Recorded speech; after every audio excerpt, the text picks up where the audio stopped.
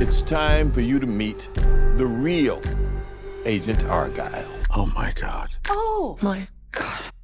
Olá, olá, seguidores do Meio Amargo. Hoje eu venho trazer algumas ideias sobre o filme Argyle, o Super Espião. Talvez você já tenha escutado por aí que esse filme é repleto de reviravoltas, surpresas, uma a cada 10 minutos, então pode ficar tranquilo que eu não vou estragar nada aqui e eu não vou comentar nada que já não esteja nos trailers. Mas antes de começar, aquele pedido rápido, segue o canal do Meio Amargo aqui em cima, curta, compartilha, divulga para os amigos para esse trabalho continuar a crescer.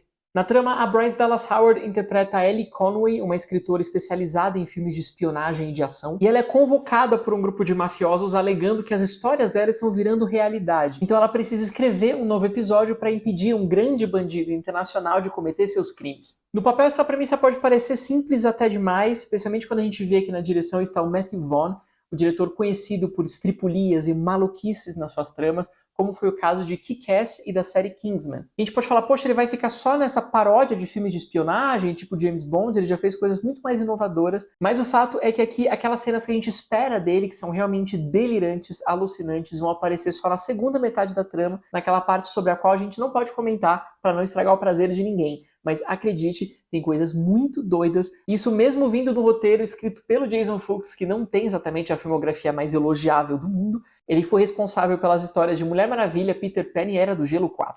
Mas a brincadeira de Argyle é muito mais interessante em termos de direção e de atuações. Isso porque a imaginação da Ellie e as coisas que realmente acontecem com ela permitem ao diretor reproduzir uma cena uma segunda vez, com as mesmas escolhas de ângulo, mesma coreografia de câmera, mas atuações radicalmente diferentes. É aí que entra especialmente o papel do Henry Cavill, que é esse grande espião bonitão, forte, musculoso, que está sempre seduzindo as pessoas, tem um olhar de lado, e o ator brinca muito com isso. Ele está acostumado a papéis muito mais sérios. Dessa vez, ele pode fazer a paródia do bonitão extremamente forte e infalível. Mas quando a gente sai dessa trama criada por ela e se encontra em um contexto um pouco mais realista, aí o grande espião é o Sam Rockwell, que não é fortão, não é considerado bonito nos padrões da indústria, e que vai permitir uma oposição entre essa romantização do homem forte e um cara comum. Os dois têm interpretações cômicas, os dois estão de certo modo encarnando variações de um mesmo personagem, mas cada uma dessas cenas distintas colocadas lado a lado pela montagem apresenta um teor completamente diferente. Essa aventura gosta tanto das histórias dentro das histórias que ela chega a ter uma única fala pronunciada por 4 pessoas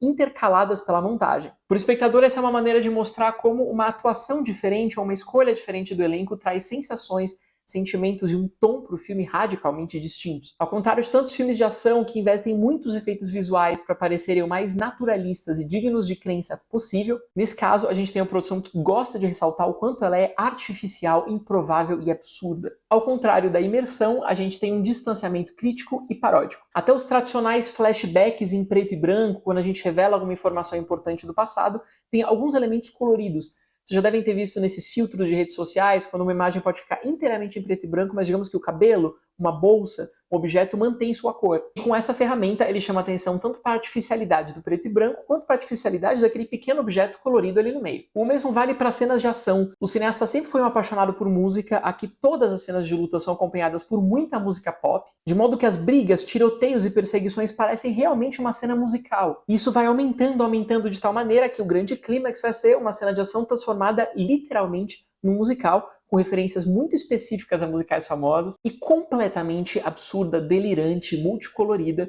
sendo ao mesmo tempo violenta e romântica. É muito bom ver esse prazer até meio juvenil do Vaughn em abraçar todos os gêneros que escancaram a sua artificialidade. Isso inclui os códigos mais desgastados do cinema de ação, as improbabilidades de uma comédia romântica e essa estranheza dos musicais quando as pessoas apenas saem cantando e dançando pelas ruas. Ele não está ridicularizando para mostrar que esses filmes são toscos, mas para falar que ele adora e que ele tem muito carinho por esse tipo de gênero. É como aquele amigo que você zoa na brincadeira, mas você realmente adora. Essa relação que Vaughn tem com o cinema de gênero. Além disso, tem um componente muito interessante aqui. Sabe aquela ideia de que a vida imita a arte? Aqui a vida literalmente imita a arte, porque a gente tem todo um submundo do crime, mas que dependem do fato de Ellie escrever um novo episódio da sua história. Essa é uma maneira de conferir a essa mulher, uma espécie de poderes divinos. Ela está literalmente escrevendo o destino das pessoas, a história do mundo. Essa é uma grande ode ao storytelling, ou à capacidade de criação de influência dos artistas, que muitas vezes nem estão cientes do impacto e da influência que eles têm nas pessoas que os leem ou que assistem aos seus filmes. Aqui por trás de toda a correria e da pirotecnia existe uma mensagem que é um tanto doce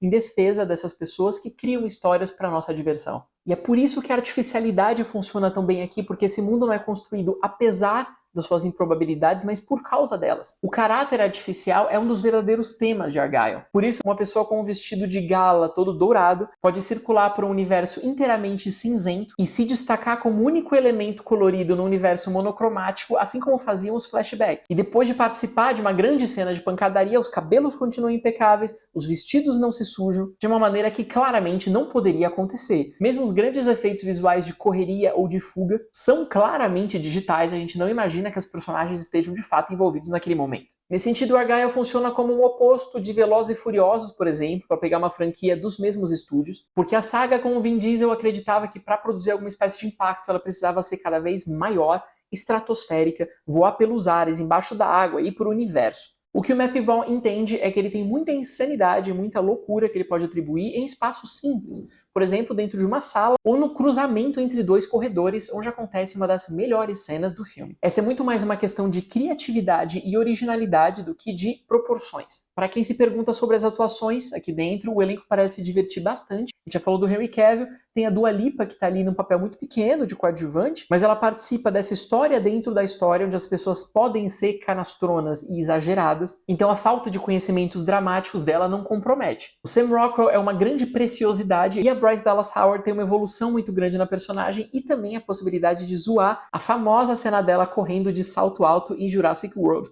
Esse é um filme muito pop, que tem diversas referências mais ou menos explícitas a outros filmes e projetos dos quais esses atores já participaram. Mas será que tudo faz sentido e essa história traz alguma revelação bombástica, capaz de atar todas as várias pontas soltas?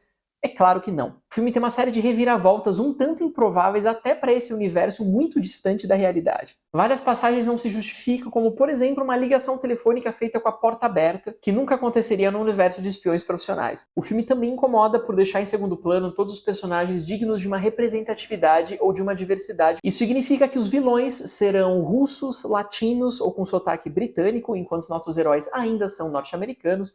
Todos os heróis são brancos e os poucos negros que existem estão em posições completamente secundárias. E também tem uma enésima utilização da Sofia Boutella como essa personagem de origem indefinida que serve para representar em Hollywood o estrangeiro de onde quer que ele venha. Essa produção repleta de astros subaproveita pessoas que seriam excelentes para uma comédia de ação, como é o caso do John Cena, da Sofia Boutella e da Ariana DeBose. Mas por fim, Argylle interessa menos como uma grande trama de espionagem emocionante do que como um projeto metalinguístico, um filme sobre a arte de fazer filmes e que se permite apagar, mudar, bifurcar, se corrigir. E é muito importante no circuito comercial, nas salas de cinema, a gente ter esse tipo de história original, embora ela beba de outras fontes conhecidas, e que permita o exagero, o ridículo, escancarando o seu próprio funcionamento. Argylle tem um tipo de liberdade na criação das histórias que a gente só tem encontrado recentemente nos melhores filmes de terror. E ele representa mais uma vez que entre as majors, as produtoras de grandes filmes de estúdio, a Universal Pictures é a única